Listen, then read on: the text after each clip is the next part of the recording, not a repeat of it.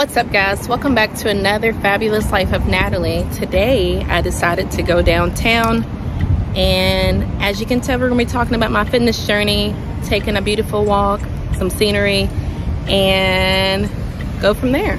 I already went ahead and paid for parking. If you come to downtown Tampa, I don't see another way of doing it, but you have to pay for parking. So you guys have me for a little bit.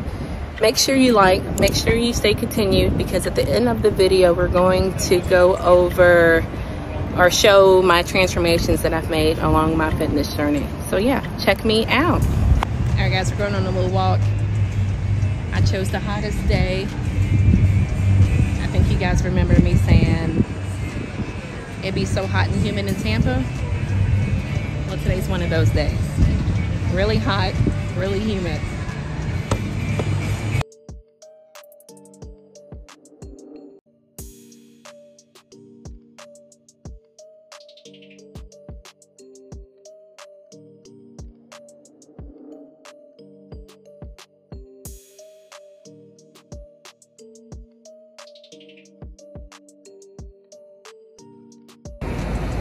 All right, guys, let's get this party started. I'm gonna give you a little bit of background about background history of my life. All right, I have two brothers, right? I was the only girl. I am the only girl. So I grew up very, very, very fit. Not really fit, but just active. So a lot of my summer I spent outside playing basketball, riding bikes, and jumping on trampolines. Fun stuff. Also, in high school, this keeps getting in the way, guys. It's a tripod. I'm so sorry. I'm gonna try my best to keep it out because it's a little distracting. Also, all through high school, I played tennis and basketball. Also in high school, I got my first job, which happened to be at McDonald's. I wouldn't really call it a job. I would really call it a career, because I grew at McDonald's. I wound up leaving on a salary manager, and I don't know, I just took my job really, really serious, you know? I felt like leaving on a salary pay, starting off as a crew member, is kind of more than just a job. Look at these ladies behind me. I think they're all ladies. Let's double check. I wonder if I yell at them, if they yell back. We're having a good time. I'm not going to distract them. In high school, I was like a size 14, so I was always curvy, or slim thick, I would like to call it. All right, guys, I sat down. It was really hot too. Like, the seat burnt my butt. My butt was on fire. But back to the story. Once I started getting moved up or promoted at McDonald's, we started having manager meetings. So a manager meeting was done once a week. So on top of me getting my free meal once a day, on once a week, one of the incentives of going to the manager meeting, which was required, it wasn't really a benefit, it was just some association, I guess. People would sit down and eat when having the meeting. So on top of me having this meeting and eating a meal a day, I was having, essentially at this point in time, 2 meals a day. 2 meals a day. Another interesting fact is, when I worked at McDonald's, I would drink like a Coke a day. If I had to compare it into measurements, I had like 2 medium Cokes a day. Every day I went to McDonald's, and we were working 5 days a week. After high school, I decided to have my first child, and then 6 years later, I decided to have another child. Don't get me wrong, me eating my 14 million zillion meals a day added towards my weight gain, but I feel like me having my children also contributed towards my weight gain. And you guys might think like, well, I wish I looked like, you know, your before, now, or whatnot. But the moral of the story is, I felt horrible. Even though it might not have been that bad, it felt horrible to me. I was so tired all the time. Like, I can remember on my days off wanting to do nothing but sleep. Like, literally, I didn't want to move because I was so tired. But what kicked in for me to start working out was And it sounds crazy, but I had went to a store, went shopping, and I had seen one of the full-length mirrors. And it's funny now, but then it really wasn't funny. But I went to try on pants, and I had seen how big my thighs were. And keep in mind, I was a size 14 in high school, so I've always had bigger thighs. Hello. But that day in particular, it was like I tried the pants on, I zeroed in with my eyes on how big my thighs were, and I felt horrible. I felt horrible. And what's crazy is I never told anyone about this. I never told my husband about it. I just mentally felt horrible, and I kept reminiscing on that day, you know, when I had seen how big my thighs were. And that's what motivated me to work out. I just remember thinking, I have to fix this problem. I have to fix it. And I took actions immediately. Like, I remember going to work and nonchalantly telling an employee, like, dude, I need to start working out again. And she had said, like, you know, my mother's selling a treadmill. I knew instantly I had to buy that treadmill.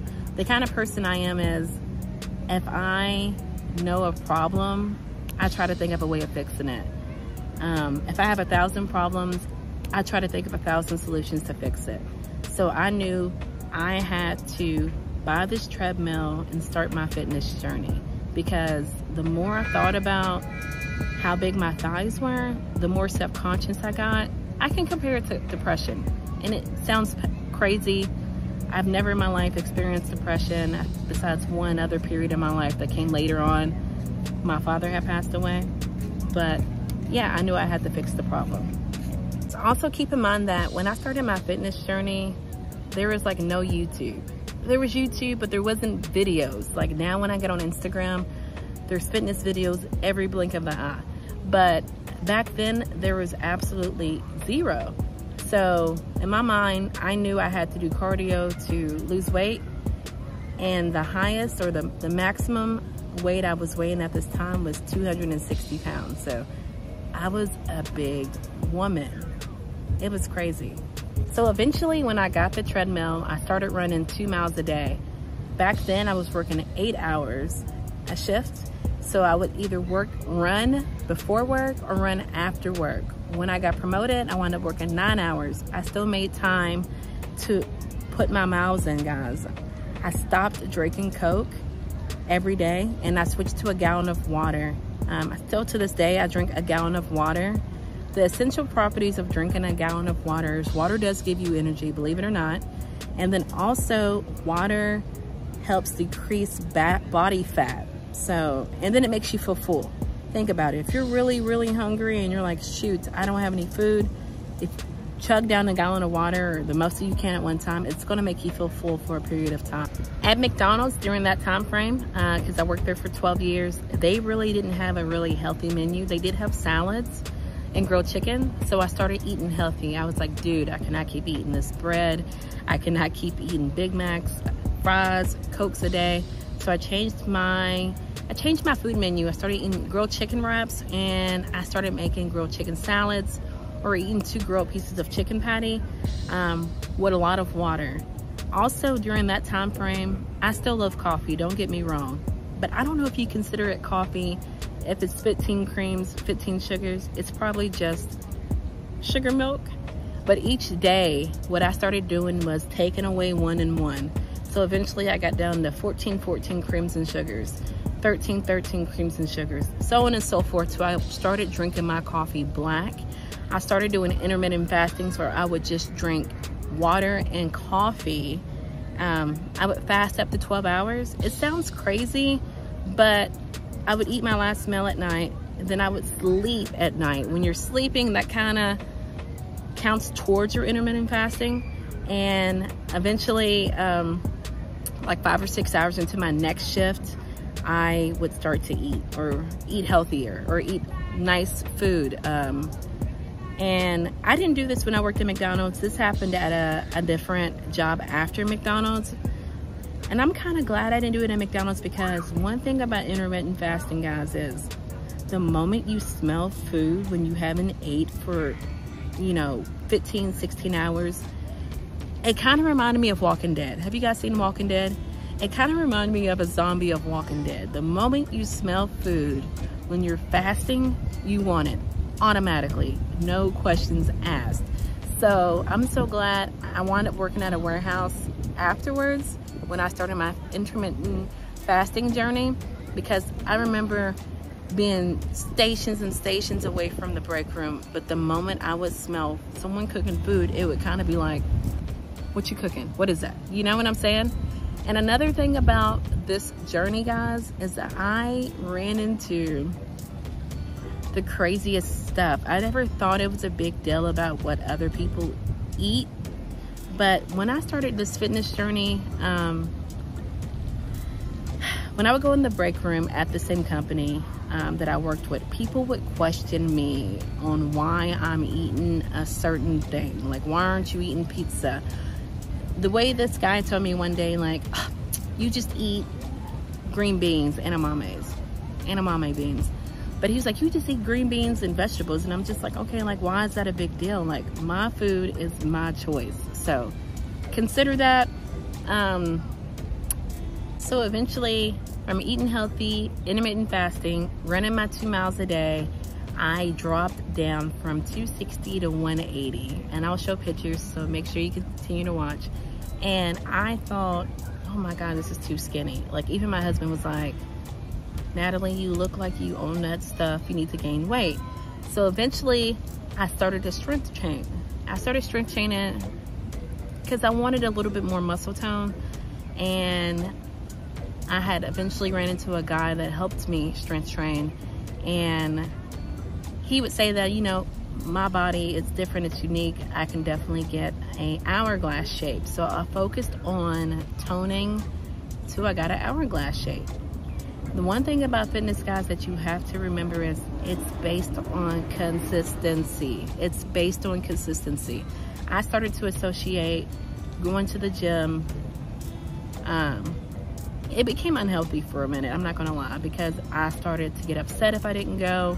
I started to get upset if I knew I couldn't go, but now I'm at the right mind frame where it doesn't bother me if I don't go all the time. But I started associating with going to the gym if I'm happy, going to the gym if I'm sad, go to the gym if it's snowing, going to the gym if it's raining, going to the gym regardless. Back when I first started working, I was working 8 hours. It was very easy for me to incorporate, you know, with me being a mother, me having a job, it was really easy for me to incorporate going to the gym. Now, I still go regardless, and now I can work up to 11 hours a day. I can work up to 12 hours a day, depending on, you know, what schedule I go in for. I can do 55 hours a week, and no matter what, I find a way of going. I find a way of going 4 to 5 times a week. So definitely some motivation there for you guys. In order to get results, you have to stay consistent, no matter what. Don't blame it's raining outside for you not to go. Don't blame that it's snowing outside for you not to go. Don't blame it's ice outside for you not to go. You have to go regardless. You have to go regardless. So hopefully that's some inspiration for you guys. Hope you like this episode. Please make sure you like, please make sure you follow, and I'll see you next time. Oh, I be forgetting sometimes. Got some videos coming for you. Make sure you check them out. Guys, this is when I was 180. This is my heaviest at 260. Before my second child right here. To the left is when I was the highest, 260. Me now and me now.